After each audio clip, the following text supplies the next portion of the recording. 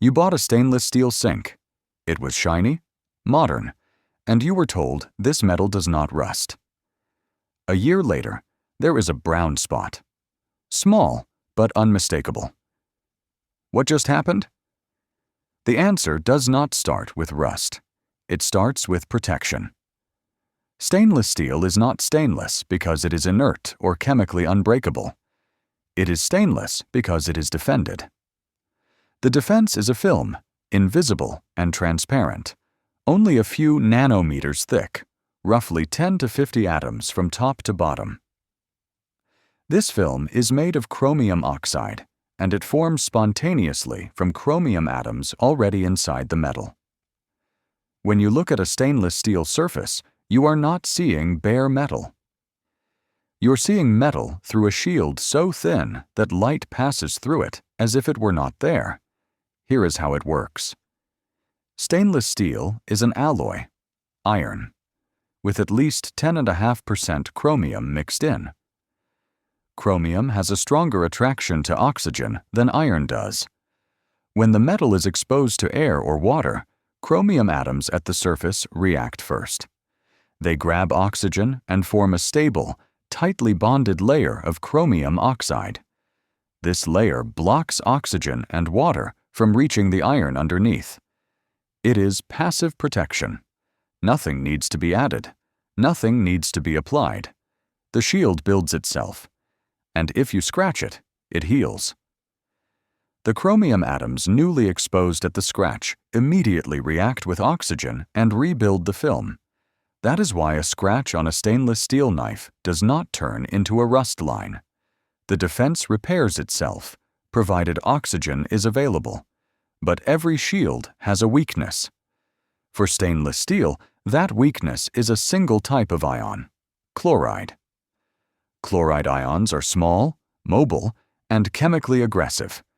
They are found anywhere there is salt, in seawater, in sweat, in some cleaning products, even in the residue left behind when salty water evaporates on a metal surface. When a chloride ion contacts the passive film at a weak point, it can penetrate. The weak point might be a microscopic inclusion in the metal, a tiny bit of manganese sulfide left over from manufacturing. It might be a grain boundary, where the crystal structure of the metal changes orientation. It might be a scratch that has not yet fully healed. At any of these sites, chloride ions can disrupt the oxide layer and prevent it from reforming. This creates a microscopic anode, a point where bare iron is exposed while the surrounding surface, thousands of times larger, remains fully protected. The exposed iron begins to dissolve. Electrons flow from the anode through the metal to the surrounding cathode, where they react with oxygen. The protected surface stays protected. The exposed point keeps dissolving. And then something remarkable happens. The pit becomes a self-sustaining chemical engine. This is the autocatalytic stage of pitting corrosion. Inside the pit, the dissolved iron ions react with water to produce acid. The pH inside a growing pit can drop to somewhere between 1 and 2, roughly the acidity of stomach acid. The acid accelerates the dissolution of more iron. Meanwhile, chloride ions from the surrounding solution are drawn into the pit to balance the electrical charge. The pit fills with a concentrated acidic metal chloride solution. The deeper the pit grows, the more aggressive the chemistry inside becomes. And here is what makes pitting so dangerous. The surface above the pit can look almost intact. The metal is dissolving from the inside out, while the visible surface shows only a small brown spot. A single pit can perforate a pipe wall, while 99.9% of the metal surface is still perfectly protected. In 1992, a gasoline line in Guadalajara, Mexico, leaked because of one corrosion pit. The resulting explosion killed 215 people. The pipe did not rust away. It failed at one point. This is why the Global Corrosion Standards Authority describes pitting as more dangerous than uniform corrosion. It is harder to detect, harder to predict, and harder to design against.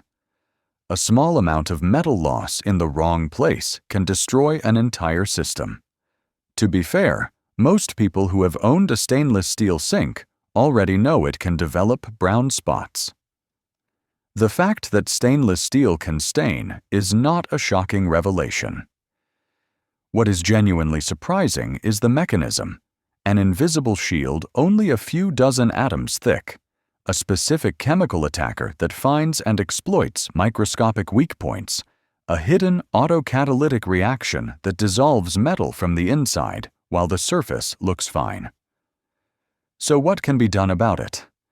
The answer is that not all stainless steels are equal. There is a family of alloys, each designed for a different environment. The simplest way to understand the difference is a number called the pitting resistance equivalent number, or PREN, a formula engineers use to predict how well a particular stainless steel will resist pitting from chlorides. The formula combines the chromium content with the molybdenum, tungsten, and nitrogen content, weighted by how strongly each element resists chloride attack. The key player is molybdenum. A typical kitchen-grade stainless steel, type 304, contains about 18% chromium and no molybdenum. Its PREN is around 19. In fresh water or indoor air, it resists corrosion for decades. But expose it to seawater or persistent salty conditions, and chloride ions will eventually find a weak point. Type 316 adds about 2% molybdenum.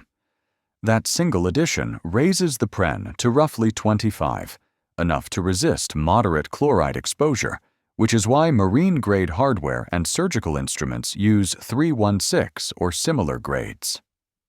For actual seawater immersion, engineers use superaustenitic or duplex grades with PREN values above 40.